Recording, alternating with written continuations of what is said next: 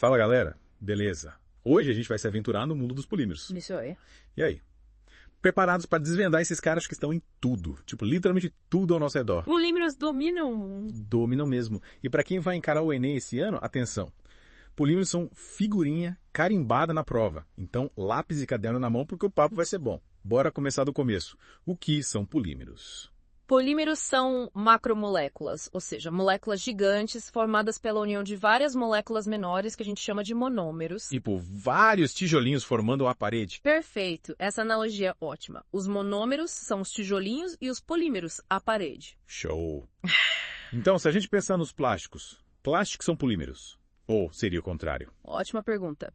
Na verdade, nem todo polímero é um plástico. Os polímeros se dividem em 3 grupos principais: os elastômeros, as fibras e os plásticos. 3 grupos. É. Caramba! Me explica melhor essa divisão. Os elastômeros, mais conhecidos como borrachas, são aqueles materiais elásticos que a gente usa em pneus, elásticos de cabelo, luvas cirúrgicas. Ah, entendi. Tipo, estica e volta ao normal. Exatamente. Já as fibras a gente encontra nas roupas, tapetes, cortinas. Aham. Algodão, poliéster, essas coisas. Isso. As fibras podem ser naturais, como o algodão e a lã, artificiais, como viscose, ou sintéticas, como o poliéster e o nylon. Nossa, quanta fibra. E os plásticos, o que define eles? Os plásticos são polímeros que, em temperatura ambiente, são sólidos e podem ser moldados. São super versáteis, por isso a gente encontra eles em tantos produtos. É verdade. Embalagens, brinquedos, eletrônicos. Mas me fala uma coisa, como a gente classifica essa galera?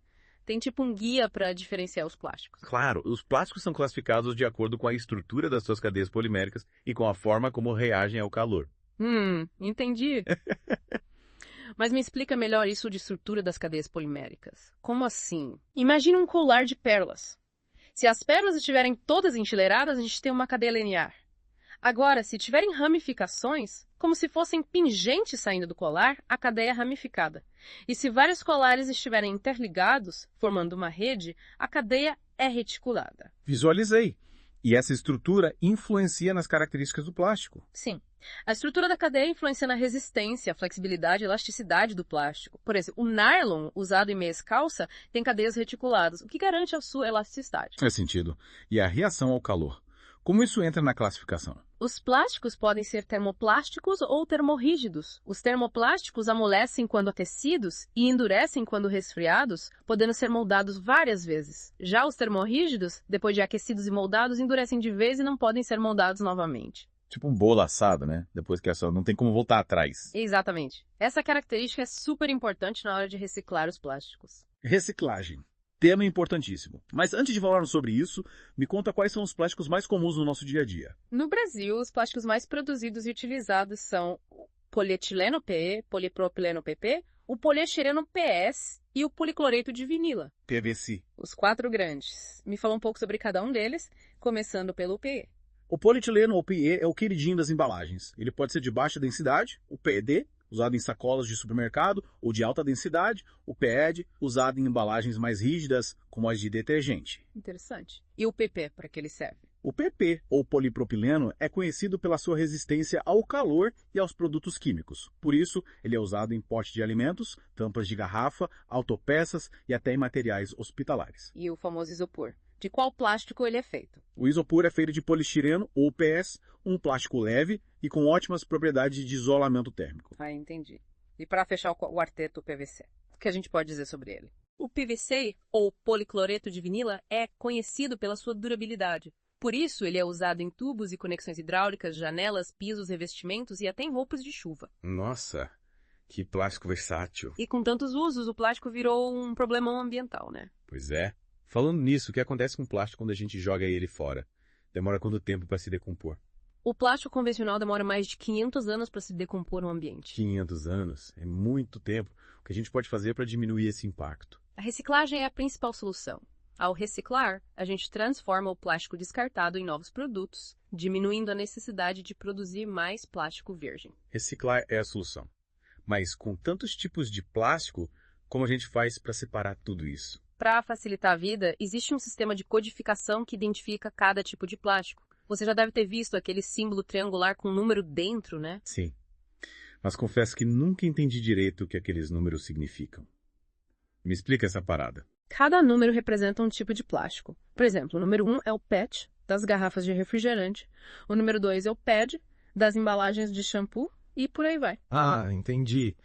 Então, separar o lixo direitinho faz toda a diferença na hora de reciclar. Com certeza. Separar o lixo é o primeiro passo para garantir que o plástico seja reciclado de forma correta. E além da reciclagem, o que mais a gente pode fazer para diminuir o impacto ambiental do plástico? Reduzir o consumo é fundamental. Usar menos plástico no dia a dia, evitar comprar produtos com embalagens desnecessárias, reutilizar embalagens plásticas sempre que possível. Verdade. Pequenas atitudes podem fazer uma grande diferença. E por falar em alternativas, ouvi dizer que existem os plásticos tipo biodegradáveis e oxibiodegradáveis. Sim, existem. Os biodegradáveis são feitos a partir de fontes renováveis, como o amido de milho ou a cana-de-açúcar, e se decompõem muito mais rápido que os plásticos convencionais. Que legal. E os oxibiodegradáveis, como eles funcionam? Os oxibiodegradáveis são feitos de plástico tradicional, mas com um aditivo que acelera a sua fragmentação. Isso faz com que eles se decomponham mais facilmente no ambiente. Caramba, a tecnologia está avançada mesmo. Mas e aí, esses plásticos alternativos já são comuns no Brasil? Ainda não são tão comuns, mas a procura por alternativas sustentáveis está crescendo e a indústria está investindo em novas tecnologias. Que bom. Saber que existem alternativas me deixa mais esperançoso. Mas agora, me conta uma coisa. Como esses plásticos são produzidos? De onde vem essa matéria-prima? A maior parte dos plásticos é produzida a partir do petróleo. Petróleo, sério. Me explica melhor esse processo. O petróleo é uma mistura complexa de hidrocarbonetos. Através de um processo chamado destilação fracionada, os hidrocarbonetos são separados em diferentes frações, de acordo com seus pontos de ebulição. Destilação fracionada.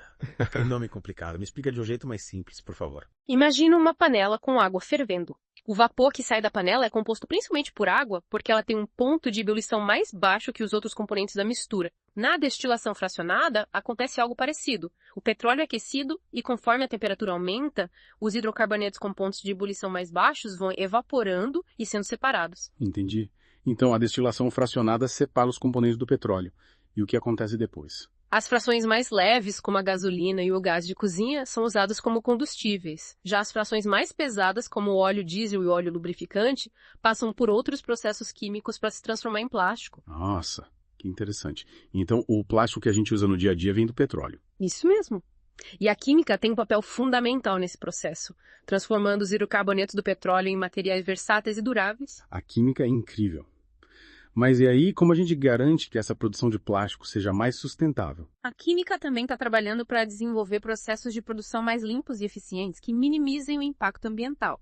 Além disso, a pesquisa de novos materiais, como os bioplásticos e a reciclagem dos plásticos já existentes, são essenciais para um futuro mais sustentável. A química é a solução. Ela cria o problema e depois ajuda a resolver. Que loucura! Mas acho que a gente precisa dar uma pausa para respirar e processar toda essa informação. Concordo. Vamos fazer um intervalo e já voltamos para falar mais sobre o futuro dos plásticos e o que podemos fazer para ter um planeta mais sustentável. Voltamos, mergulhando de novo no mundo dos polímeros. E aí? Prontos para entender como essas supermoléculas se formam? Com certeza. A gente falou dos monômeros, os tijolinhos, lembra? Mas como eles se juntam para formar os polímeros? Eles se unem através de reações químicas chamadas polimerização. Existem dois tipos principais: a polimerização por adição e a polimerização por condensação. Polimerização por adição. Qual a diferença, Sandora? Na polimerização por adição, os monômeros se juntam diretamente, sem liberar nenhuma molécula. É como se eles se encaixassem um atrás do outro, formando uma longa cadeia. Tipo quebra-cabeça gigante. Exatamente. O exemplo clássico é a formação do polietileno a partir do etileno. O etileno é um gás com dupla ligação entre os carbonos, e quando ele se junta com outras moléculas de etileno, essa dupla ligação se abre e eles se conectam, formando uma longa cadeia, que é o polietileno. Legal. E a polimerização por condensação? Como funciona? Na polimerização por condensação, a união dos monômeros libera uma molécula pequena, geralmente água. É como se, para juntar as peças do quebra-cabeça, você tivesse que tirar uma pecinha para elas se encaixarem. Ah, entendi. Tipo, para encaixar uma peça, você tira o outro. Tem algum exemplo? O PET, aquele plástico usado em garrafas de refrigerante, é formado por condensação. A reação entre o ácido tereftálico e o etilenoglicol libera moléculas de água e forma o PET. Interessante. Mas me diz uma coisa. Como a gente sabe qual tipo de plástico é qual? Na hora de reciclar, como a gente sabe se uma embalagem é de PET, PET PVC? Lembra do símbolo triangular com o número? Sim. Mas confesso que fico meio perdido com aqueles números. Aquele número indica a família do plástico, sabe? Facilita a separação e a reciclagem. É tipo um RG do plástico. Me explica direitinho o que cada número significa. Beleza. O número 1 é o PET, usado em garrafas de refrigerante, água e suco. O 2 é o PVD, usado em embalagens de produtos de limpeza, shampoo, leite e sacos de lixo. O 3 é o PVC, usado em tubos, canos, embalagens de alimentos e brinquedos. O 4 é o PETG, usado em filmes plásticos, sacolas de supermercado e embalagens flexíveis. O 5 é o PP, usado em topos de margarina, tampas de garrafa, copas descartáveis e algumas embalagens de alimentos. O 6 é o PS, usado em copos descartáveis, pratos, bandejas de isopor e embalagens de proteção. E o 7 apresenta outros tipos de plástico, como o policarbonato e o acrílico. Caramba, é número que não acaba mais. É importante conhecer esses números para a gente reciclar o plástico corretamente. E além da reciclagem, o que mais a gente pode fazer para diminuir o impacto ambiental do plástico? O que mais a gente pode fazer? Reduzir o consumo de plástico é fundamental. Usar sacolas retornáveis, evitar comprar produtos com embalagens plásticas desnecessárias, reutilizar embalagens plásticas sempre que possível. Tipo, usar menos plástico no dia. Exatamente. E optar por produtos duráveis que não precisem ser trocados toda hora. Verdade. Pequenas atitudes, grandes mudanças. E é importante se informar sobre os impactos do plástico no meio ambiente, sabe? Compartilhar esse conhecimento. Quanto mais gente consciente, melhor. Com certeza. Informação é poder. E falando em poder, a química tem um papel importante na produção dos polímeros, né? A química está presente em todo o processo de produção dos polímeros, desde a extração do petróleo até a criação de novos materiais. E como a química transforma o petróleo em plástico? Me explica essa mágica. O petróleo é uma mistura de hidrocarbonetos, que são compostos formados por carbono e hidrogênio. Através de processos químicos, a gente separa os hidrocarbonetos do petróleo. Processos químicos. Tipo o quê? Um processo importante é a destilação fracionada, que separa os componentes do petróleo pelo ponto de ebulição. Destilação fracionada. Parece complicado. Na verdade, não é tão complicado assim. É como se a gente fervesse o petróleo e, conforme a temperatura aumenta, os componentes com pontos de ebulição mais baixos vão evaporando e sendo separados. Ah, entendi. Tipo, ferver e separar. É isso. As frações mais leves, como a gasolina e o gás de cozinha, são usadas como combustíveis. Já as frações mais pesadas, como óleo diesel e o óleo lubrificante, passam por outros processos químicos para se transformar em plástico. Então o plástico que a gente usa vem do petróleo. Boa parte deles, sim. A química transforma essas moléculas do petróleo em materiais leves, versáteis e duráveis. Incrível. Mas essa produção de polímeros a partir do petróleo. Como a gente garante que ela seja mais sustentável? A química também está buscando soluções para isso, viu? Processo de produção mais limpos e eficientes, pesquisa de novos materiais biodegradáveis, reciclagem. A química sempre dando um jeito. Com certeza. A química é uma ciência poderosa que nos ajuda a entender e transformar o mundo ao nosso redor. E por falar em transformar o mundo, a gente precisa de mais um intervalo para recarregar as energias. Na volta a gente discute o futuro dos plásticos e o que podemos fazer para ter um planeta mais sustentável. Combinado. Até já. Estamos de volta para finalizar nosso deep dive no mundo dos polímeros. E aí? Qual o futuro dos plásticos? Bem, a gente sabe que o plástico, como ele é hoje, causa um problemão ambiental, né? Mas a ciência está buscando soluções. Soluções? Tipo o quê? Uma delas é criar plásticos mais inteligentes. Plásticos que se decompõem rapidinho na natureza. Tipo um plástico que some quando bate o sol. Seria incrível. Exatamente. A química está desenvolvendo novos materiais que podem fazer isso acontecer. Outra solução são os bioplásticos. Bioplásticos, que nome legal. São plásticos feitos a partir de fontes renováveis, tipo plantas. Eles se decompõem muito mais rápido que os plásticos tradicionais. E esses bioplásticos já existem? Ou é coisa do futuro? Já existem. Várias empresas já usam bioplásticos em embalagens e produtos. E a gente, como consumidores, o que a gente pode fazer para ter um planeta mais sustentável? Reciclar, reduzir o consumo de plástico e cobrar das empresas ações mais sustentáveis. Tipo, usar menos plástico no dia a dia, né? Isso. Usa sacolas retornáveis, evitar embalagens desnecessárias, reutilizar embalagens. Verdade, cada atitude conta. Exatamente. O problema do plástico é de todos nós. Se cada um fizer a sua parte, a gente consegue mudar essa história. Falou tudo. E para quem está se preparando para o Enem, fica a dica. Polímeros caem na prova. Isso aí. Estudem os tipos de plástico, as propriedades, os impactos ambientais. Beleza. Então é isso, galera. Chegamos ao fim do nosso Deep Dive no mundo dos polímeros. Espero que tenham curtido a viagem. Valeu pela companhia. Tchau, tchau. Até a próxima.